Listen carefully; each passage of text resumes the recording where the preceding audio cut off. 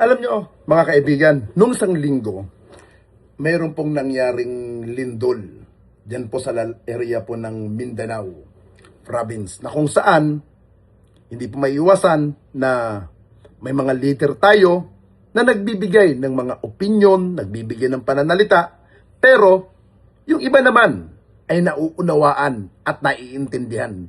Pero dito, isa sa mga pinakamataas na leader natin nung nagbigay ng pahayag tungkol sa lindol, parang tilang nagsasalita lamang sa hangin ang ating Vice President na si Sara Duterte na paulit-ulit ng kanyang sinasabi at para bang pinawawari niya na eksperto siya pagdating sa mga pag-rescue o sa mga disaster. Alam nyo, imbis makatulong itong si Vice President Sara ay hindi po nakatulong.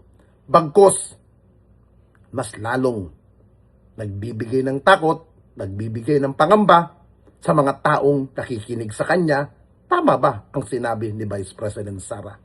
Kung ako kay Vice President Sara Duterte, kung ang isang bagay na hiningian siya ng opinion at wala siya naman alam, dahil hindi siya eksperto doon at wala siyang nalalaman doon, mas mabuti na lang isarado niya ang kanyang bibig kaysa sa ipinapakita niya na nagkukomento siya, pero sa bandang huli, doon mo ma-realize, ito ba ang nais na maging Pangulo ng bansa? Ito ba ang gustong susunod kay Pangulong Marcos? Na tilang walang direksyon ang kanyang mga sinasabi? Nakakahiya. Dahil hindi natin alam kung kailan mangyayari ang lindol, no? Wala siyang warning. Kaya ang pinaka mabisa na paghahanda, panlaban na magawa natin ay yung paghahanda natin. Hindi makaakila na ang Pilipinas ay madalas tamaan ng mga kalamidad tulad ng lindol dahil sa lokasyon nito sa Pacific Ring of Fire sa gitna ng mga sunod-sunod na pagyanig sa bansa. Labis inaabangan ng publiko ang mga pahayag mula sa mga pinuno ng pamahalaan. Kamakailan naging sentro ng usapan ang pahayag ni Vice President Sara Duterte kung saan sinabi niya ang pinakamabisang paghahanda laban sa lindol ay ang paghahanda bagamat may punto ang eksenang ng kanyang mensahe.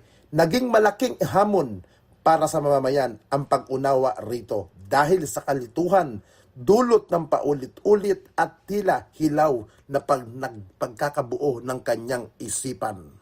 Sa unang tingin, may katotohanan ang kanyang mga sinabi. Ang lindol ay isang natural na sakuna na walang pinipiling oras at hindi kailanman madadaan sa hula dahil walang tiyak na babala. Ang tanging sandata natin ay ang permanenteng kahandaan, subalit isang mataas na opisyal ng bansa.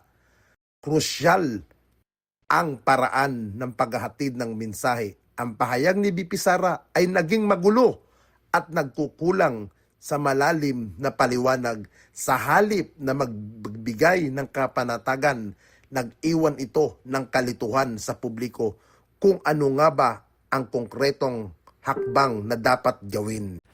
Mas magiging maayos at mabisa sana ang naturang pahayag kung ginamit ang mas malinaw na mga salita.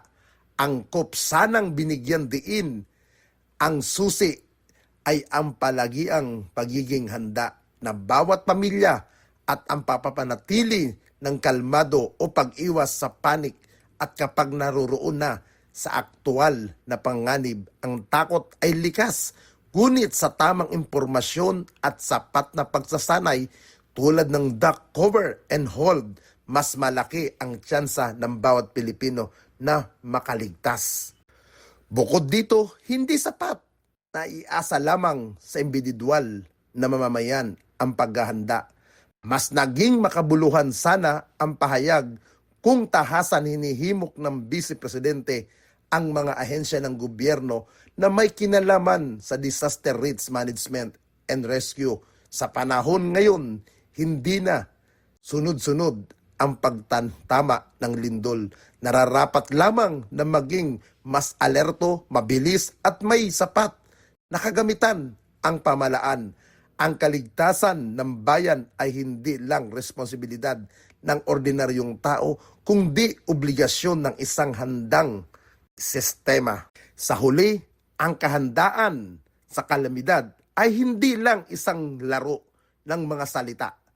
Ang malinaw at tiyak na komunikasyon mula sa mga pinuno ay kasing halaga ng mga relief goods at rescue operation sa susunod na pagkakataon. Umaasa ang publiko na mas komprehensibo at direktang gabay mula sa pamahalaan upang ang paghahanda ay hindi lang manatiling salita, kundi maging isang ligtas at realidad para sa lahat.